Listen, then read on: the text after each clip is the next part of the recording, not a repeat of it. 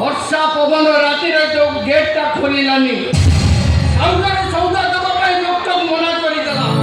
କହିଲା କଣ ନା ତମକୁ ବାକି ଦେଲା ମୋ ବାକି ପଇସା ବୁଡ଼ିଛି। ତାହେଲେ ଆମେ ବି ଖାଇବା କଣ? କଣ ଖାଇବା ଆମେ? ମାନେ ମୁଁ କଣ ଚୋରି କରିଥାନ୍ତି? ଦେଖ ଘରେ ଏମିତି କେତେ ଚାଉଳ ଅଛି ଯେ ମୁଁ ରୋଷେଇ କରିଦେବି। ଯେତିକି ଚାଉଳ ଅଛି ରାନ୍ଧିଦେଲେ ଦିଟା ପେଟକୁ ନ ଅଣ୍ଟ। ଆମେ 5 ଜଣ ଖାଇବା କଣ? ତାପରେ ଚୋରି କରିବା କଥା ମୁଁ କଣ ତମକୁ କହିଲି? ଘରେ ଯେତିକି ଚାଉଳ ଅଛି ସେତିକି ରୋଷେଇ କରିଦିଅ। ଘରେ ପରେ ଅଳ୍ପ ଚାଉଳ ଅଛି। ଦେଖ ମୁଁ ତମକୁ ଚୋରି କରିବାକୁ ଯିବା କଥା କହୁନି। 5 ପ୍ରାଣୀ କୁଟୁମ୍ବ ପୋଷିବାକୁ ମୋ ଦେହରେ ଆଉ ବଳ ନାହିଁ। ବାବୁ ଘର କରଜ ବଢିବାରେ ଲାଗିଛି। ଆରେ ମୂଳଧନ ତ ଛାଡ଼, ସୁଧ ଟଙ୍କା ବି ମୁଁ ସୁଝି ପାରୁନି।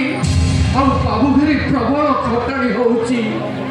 ନା କରଜ ଟଙ୍କା ସୁଝି ପାରୁଛି, ନା ତମକୁ ଦିଓଳା ଦିମୁଠା ଖାଇବାକୁ ଦେଇପାରୁଛି। ମତେ ଲାଗୁଛି ଏ ବର୍ଷା ଶୀତୁଆ ପବନରେ ଏ କମଳ ତ କମଳ, ଛିଣ୍ଡା ଅଖା ବି ଖଣ୍ଡେ ଗଡ଼ିବାକୁ ମିଳିବନି। ଦେଖ ଦୀପୁଟା ଆମର ପାଠ ପଢି ଚାକିରି କରିଗଲା ପରେ ତମେ ଦେଖିବ ଆମର ସବୁ ଅଭାବ ଚାଲିଯିବ। ଘରେ ଯେତିକି ଚାଉଳ ଅଛି ରୋଷେଇ କରିଦିଅ, ଆଉ ଦୀପୁକୁ ଖାଇବାକୁ ଦେଇଦିଅ। ସକାଳେ ଭାତ ଅଳପ ଥିଲା ବୋଲି କାଶୀଟା ମୋର ଖାଇଲାନି। ମତେ କହିଲା ବୋଉ ତୁ ଦୀପୁ ଆଉ ସୁମିକି ଖାଇବାକୁ ଦେଇଦେ, ମତେ ଭୋକ ନାହିଁ, ମୁଁ ଖାଇବିନି, ରାତିକି ଖାଇବି। ସିଏ ମୁଠାଏ ନ ଖାଇଲେ ସେ ଅନ୍ଧକୁ କହିଦେ ଆରେ ବାସି ତୋରାଣି ଏଠି ପିଇକି ଶୋଇପଡେ। ମୋ ଭାଇ ମୋର ଭାଗରେ ଭାତ ଖାଇବ। ଭାତ ଗୋଟେ ବି ତ ପାଟିରେ ଯିବନି। ଆଉ ସେ ଘରେ ଉପାସେ ଭୋକେ ସରି ସରି ମରିବ। ଏଇ ତମେ କଣ ଏକାଥରକେ କଥା ହେଇଗଲ? ପର ଘରେ ଅଇଠା ବାସନ ମାଜି ମୁଁ ମୋ ପୁଅକୁ ଖାଇବାକୁ ଦେବି। କାହିଁକି ସେ ଅନ୍ଧକ ପାଇଁ ତମ ଛାତିଟା ଫାଟି ଯାଉଛି? ମା ହେଇଥିଲେ ତମେ ଜାଣିଥାନ୍ତ ସନ୍ତାନ ପାଇଁ ତ ମାର ଛାତି ଫାଟିଯାଏ କାହିଁକି? 10 ମାସ 10 ଦିନ ଗର୍ଭ କଷ୍ଟ ସରି ଛାତିରୁ କ୍ଷୀର ଦିଏନି। ମୋ ତାକୁ ଏଡ଼ୁଟିରୁ ଏତେ ବଡ଼ କରିଛି। ଦେଖ ମୋ ପୁଅ ଯଦି ତମର କାଳ ହେଇଛି ତାହେଲେ ତାକୁ ନେଇ ମୁଁ କୁଆଡ଼େ ଚାଲିଯିବି। তুমি দেখিব বাবা আজ ଯୋଉ ପୁଅକୁ ଅନ୍ଧ ବୋଲି କହି তুমি ଘୃଣା କରୁଛ, ଦିନ ଆସିବ ସେଇ ଅନ୍ଧ ପୁଅ ତମକୁ ଶ୍ରବଣ କୁମାର ସାଜି 4 ଧାମ ବୁଲି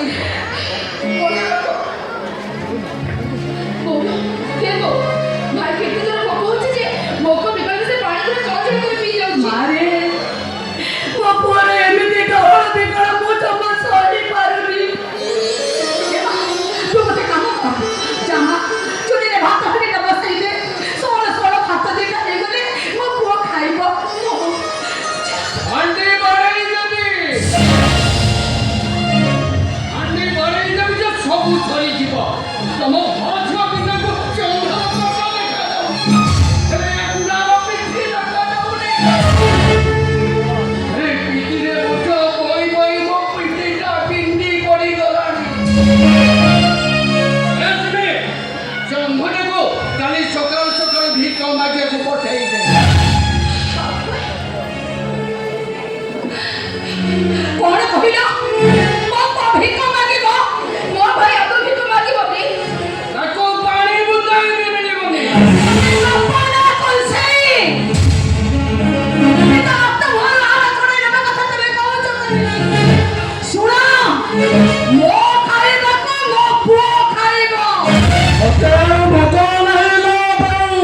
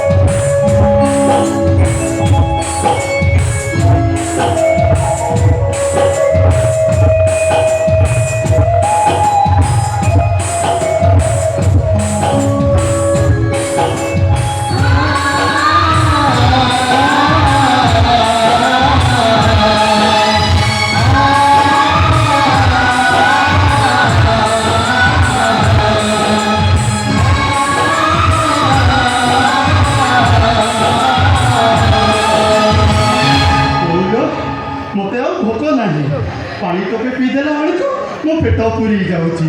ମତେ ଯେମିତି ଲାଗୁଛି ଜଗନ୍ନାଥଙ୍କ ଟଙ୍କ ତୋରାଣିକି ପେଟେ ପିଇ ଦେଇଛି। ହଁ ପାଣି ଟୋପାଇ ପିଇ ଦେଲେ ତତେ ଜଗନ୍ନାଥଙ୍କ ଟଙ୍କ ତୋରାଣି ପିଇଲା ଭଳି ଲାଗୁଛି। ହବ ବାସି ପଖାଳ ମୁଠାଏ ଖାଇଦେଲେ ତତେ ଜଗନ୍ନାଥଙ୍କ ମହାପ୍ରସାଦ ଖାଇଲା ଭଳି ଲାଗୁଛି। ପେଟର ଭୋକକୁ ଆଉ କେତେ ଦିନ ପେଟରେ ମାରିବୁ ରେ କାଶୀ?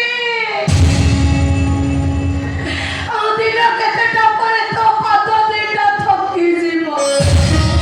ଚାଲିବାକୁ ତୋର ଆଉ ବଳ ପାଇବନି। ହେ କାଶୀ, ଆରେ ଚାଲ, ମୁଁ ତୋ ହାତରେ ଥାଳି ଧରି ଦେବି। ତୋ ତରଫରେ ପୁଣି ତୁ ଭିକ ମାଗିବୁ। ତାହା ବାରଣ୍ଡାରେ ବସି ଭିକାରୀ ଭଜନ ଗାଇବୁ।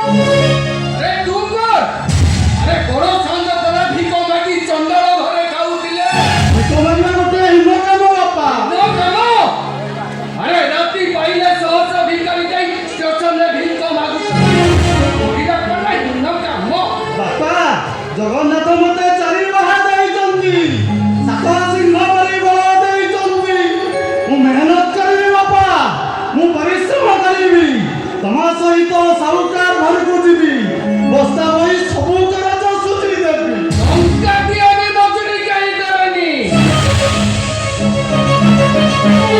ଭଲ ହବ କାଲି ଷ୍ଟେସନରେ ଯାଇ ଭିକ ମାଗ। ଏଠି ପଇସା ରୋଜଗାର ହବ। ଏ ରହିବେ। କାଲି ସକାଳୁ ସକାଳୁ ଆକୁ ଷ୍ଟେସନକୁ ଭିକ ମାଗିବ।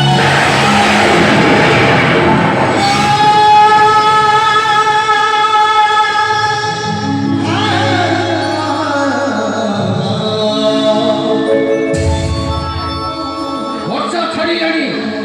ଚାଉଳ ଆଣିଲେ ଘରେ ରୋଷେଇ ହବ। ମରେ ଯିବି ପଛେ ହେଲେ ଭିକ ମାଗିବି। ଅପାଣିର କର୍ମକୁ ମୁଁ ଆଉ ପଶି ପାରିବିନି। ବାପା ମୋ କଥା ଟିକେ ଶୁଣ। ବାପା ମୁଁ ମେହନତ କରିବି ବାପା, ମୁଁ ପରିଶ୍ରମ କରିବି। ମୁଁ ତମ ସହିତ ସାହୁକାର ଘରକୁ ଯିବି ବାପା। ହେଲେ ଭିକ ମାଗିବିନି ବାପା, ଭିକ ମାଗିବିନି। ଆଜିଠୁ ମୁଁ ଏ ଘରୁ ଯିବୁ। ଆଉ କୋଉଠି ମେହନତ କରି ପେଟ ବସିବୁ ମୁଁ ଦେଖିବି।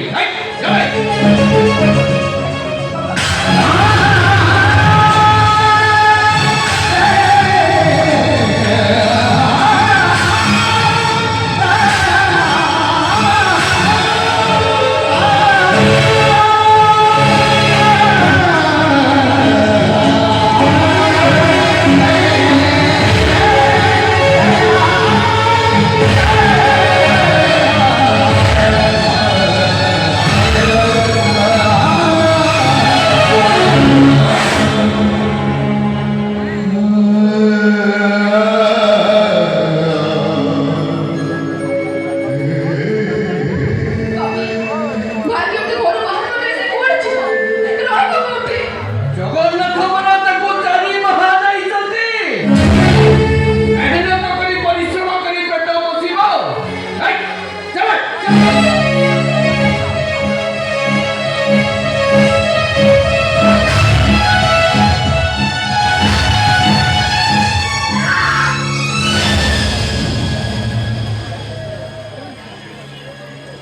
ତମେ କଣ ଏକାଥରେ ମାନବିକତା ଭୁଲିଗଲ? ଭୁଲିଗଲ ମଣିଷ ଭଳିଆ ତମେ। ଓ ମୁଁ ମଣିଷ ଭଳିଆ ହରେଇ ଯାଇଛି। ହରେଇ ଯାଇଛି ମୋ ମଣିଷ ଭଳିଆକୁ। ମୋ ବାପ ଭଳିଆକୁ ଧିକ୍କାର କରିଛି। ଏ ଅଭାବ ସଂସାରର ମୁଁ ଜାଣିବା ମୁଁ ହାର ମାନି ଯାଉଛି। ମୁଁ ହାର ମାନି ଯାଉଛି। ସେ ଦେବ କିଏ?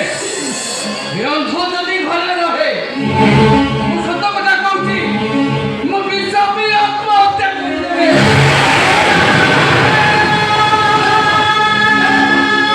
ଟିକେ ଶୁଣ ବାପା, ମୋ କଥା ଟିକେ ଶୁଣ। କଣ ଛିଡ଼ିବି? ତୁ ଯିବୁନି ତ? ଠିକ୍ ଅଛି, ମୁଁ ଏ ଘର ଛାଡ଼ି ଚାଲିଯିବି। ଚାଲିଯିବି ମୁଁ, ଚାଲିଯିବି।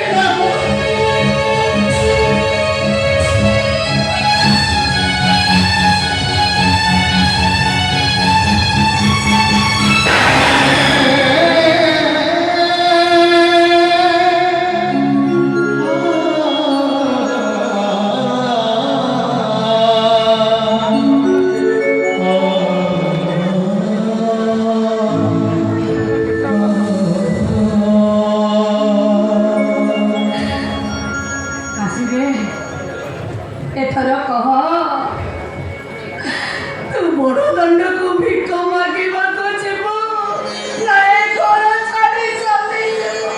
ନାଇଁ ଭାଇ, ମୁଁ ତତେ କହୁଛି ତୁ ବରଂ ଏ ଘର ଛାଡ଼ି ଚାଲିଯା, ହେଲେ ତୁ ଭିକ ମାଗିବାକୁ ଯିବୁନି, ଜମା ଯିବୁନି ତୁ। ସୁମିଲୋ, ଏ ଘର ଛାଡ଼ି ଚାଲିଗଲେ ମୋ ବଡ଼ ଭାଇ ପଡ଼ିଆକୁ ଶକ୍ତ ଆଘାତ ଲାଗିବ। ଦେବୁ ଆଉ ତୋ ପାଖରେ ମୁଁ ଛୋଟ ହେଇଯିବି। କଣ କରିବୁ ତୁ? ମୁଁ ଭିକ ମାଗିବି।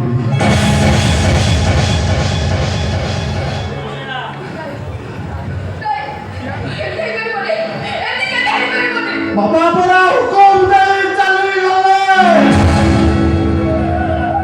ଆଜିଠାରୁ ଏ ଘରର ବୋଝ ମୋତେ କାନ୍ଦେଇବାକୁ ପଡ଼ିବ। ଦୀପୁ ପାଠ ପଢ଼ି ଡାକ ତୋର ହବ, ତୋ ବାହାଘର ହବ, ସାହୁକାରର କରଜ ସୁଝିବ। ଆଜିଠାରୁ ଏ ଘରର ବୋଝ ମୁଁ କାନ୍ଧରେ କାନ୍ଧେଇବି। ଆଉ ବାର ଦୁଆର ବୁଲି ଭାଇମାନଙ୍କୁ ହାତ ଠାରି ଡାକିବି, ଏ ଭାଇ, ଏ ଅନ୍ଧକୁ ମୁଠାଏ ଭିକ ଦିଅ।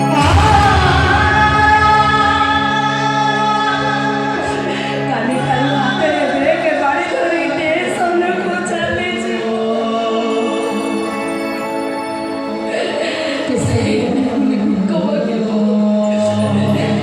କିଏ ଟଙ୍କାଟା ଦେଇ ଚାଲିଛି ନା ତୁ କିଏ ଅଧ ଭିକାରୀ କରି ମୁହଁ ଅଡ଼େଇ ଚାଲିଛି? ଆରେ ଆଉ ଛିଡ଼ା ହାତ କାହିଁକି? ଯା ଷ୍ଟେସନରେ ବୁଲି ବୁଲି ଭିକ ମାଗିବୁ ଯା। ଷ୍ଟେସନକୁ ଯିବିନି ଲୋ ବୋଉ, ଯିବି ସେଇ ବଡ଼ ଦାଣ୍ଡରେ। କାହାକୁ ଭିକ ମାଗିବି ଜାଣିଛୁ? ଯିଏ ଭିକ ଦେଲେ ଥାଳ ପୂର୍ଣ୍ଣ ହେଇଯାଏ। ଯାହା ବଡ଼ ଦାଣ୍ଡରେ ଗଡ଼ିଗଲେ ସେ ପବିତ୍ର ହେଇଯାଏ। ଯାହା ନାଁ ଧରି ପକାଇଲେ କୋଟି ପାପ କ୍ଷୟ ହେଇଯାଏ। ସେଇ ଗରିବର ବନ୍ଧୁ, କରୁଣାର ସିନ୍ଧୁ ଜଗତର ନାଥ ଜଗନ୍ନାଥଙ୍କୁ ମୁଁ ଭିକ ମାଗିବି। ଆଉ ତା ବଡ଼ ଦାଣ୍ଡରେ ଠିଆ ହେଇ ବଡ଼ ପାଟିରେ କହିବି, ଗୁହାରି ଶୁଣ ଦୀନବନ୍ଧୁ।